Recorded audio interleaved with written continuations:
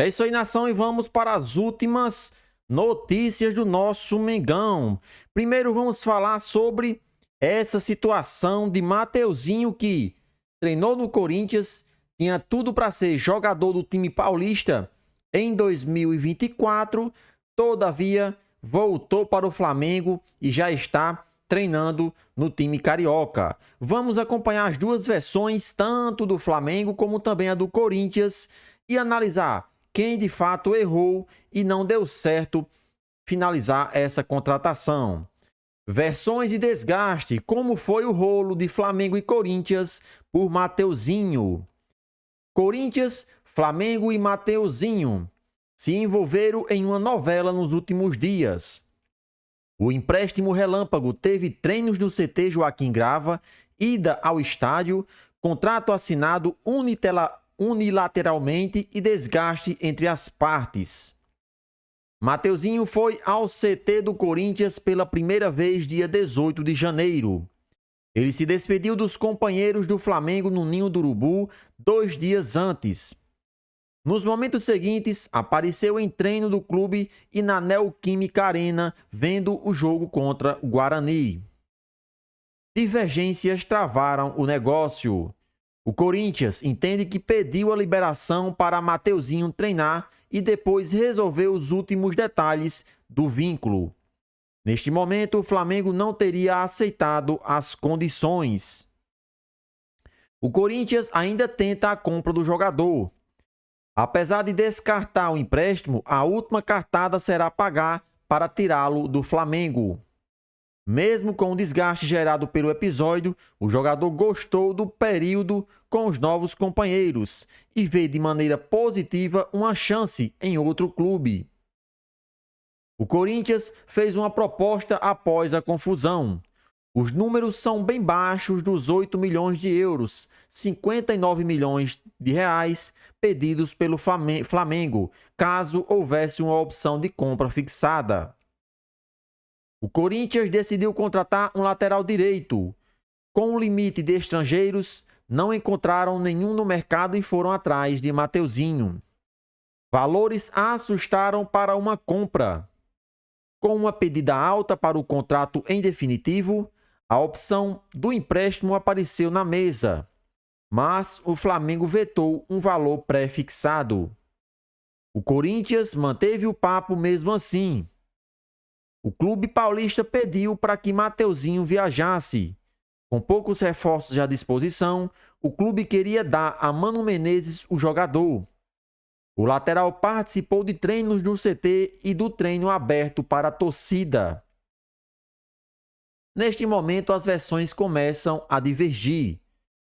Mateuzinho treinou sem contrato assinado e, posteriormente, o alvinegro fez novas exigências para selar o negócio.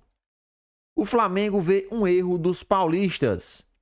O clube alega que autorizou o jogador apenas para fazer exames médicos e que já houve acordo em 31 de dezembro sem as cláusulas exigidas no fim. No entanto, mesmo com a participação nos treinos, não advertiu o atleta. Na terça, o Flamengo pediu que o contrato fosse assinado por Augusto Melo. O presidente, porém, afirmou que não assinaria sem a taxa de vitrine. O Corinthians propôs 20%. Com o valor prefixado em 11 milhões de euros e a cláusula de retorno imediato. O Corinthians acreditou que se chegaria a um acordo pela boa relação com os clubes. O Flamengo, porém, bateu o pé sobre as condições que já estavam acordadas antes. Internamente, o clube paulista admite que poderia ter esperado, mas diz que o aval do Flamengo para os exames era suficiente para os treinos. O staff do jogador não aprovou a forma como o episódio foi conduzido. O entendimento era de que o acordo já estava sacramentado e, por isso, ele viajou para São Paulo. Depois de assinar o contrato, o presidente do Corinthians mudou de ideia e pediu as cláusulas voltando atrás em algo já certo. O jogador ficou exposto em uma situação desconfortável. Sem acordo, Mateuzinho voltou ao Rio de Janeiro. Ele foi ao Ninho do Urubu nesta quarta-feira para se reapresentar após o pedido do Flamengo pelo retorno imediato, né?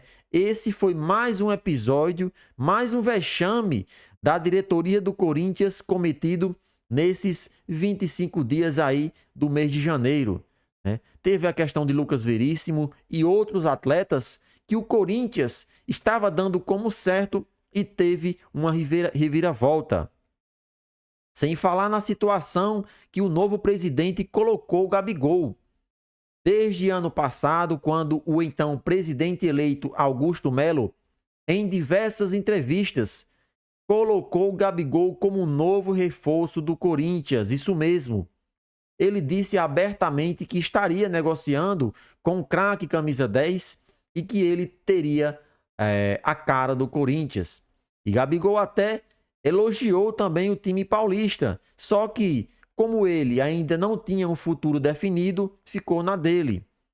Todo esse episódio, mais na frente, teve um final triste para o time paulista, onde o Corinthians anunciou oficialmente que estava desistindo da contratação de Gabigol, mas sequer houve uma proposta feita pelo presidente ao craque camisa 10.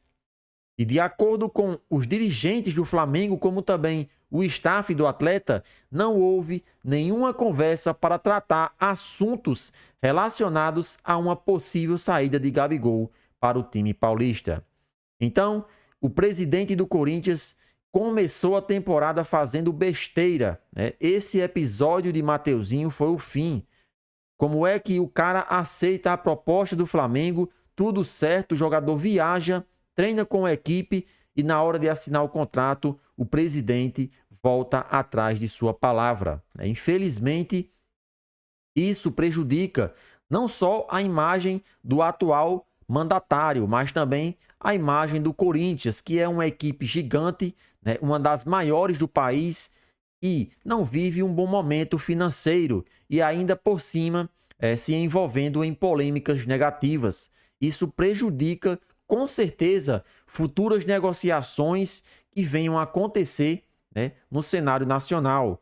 Qual time vai querer vender um atleta ao time paulista, sendo que na hora de assinar o contrato a equipe volta atrás e desiste da contratação, né? Foram vários jogadores que aconteceu essa situação. Infelizmente, eles deveriam se preocupar primeiro em pagar as suas dívidas e contratar atletas que estivessem no seu orçamento. Não adianta bater de frente com o Flamengo, Palmeiras, essas equipes que já estão mais bem estruturadas há um bom tempo. A questão financeira dessas duas equipes citadas anteriormente é muito acima das demais. Então, se eles querem contratar para ficar no mesmo patamar dessas equipes, terão que mudar muita coisa. Então, essa questão de Mateuzinho foi o fim aí no Corinthians. E aí, nação rubro-negra, o que vocês acharam desse episódio de Mateuzinho? De quem foi a culpa? Corinthians ou Flamengo? Participe e deixa a sua opinião nos comentários.